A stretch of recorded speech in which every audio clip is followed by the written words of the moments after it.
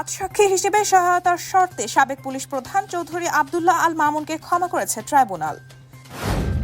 মিটফোর্ডে প্রকাশ্যে ব্যবসায়ীকে হত্যা, বিক্ষোভে উত্তাল সারা দেশ। সোহাগের প্রকৃত হত্যাকারীকে এখনও কেন গ্রেফতার করেনি সরকার, প্রশ্ন তারেক রহমানের। প্রকৃত অপরাধীদের চিহ্নিত করুন, অন্যথায় জাতি আপনাদের ক্ষমা করবে না, সরকারকে মির্জা ফখরুল। মিটফোর্ডে হত্যার ঘটনায় জড়িত সবাইকে আইনের আওতায় আনা হবে বললেন স্বরাষ্ট্র উপদেষ্টা।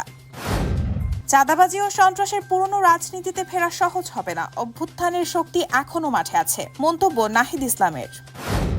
ইউরোপীয় ইউনিয়ন ও মেক্সিকোর ওপর ৩০% শুল্ক বসালেন ট্রাম্প।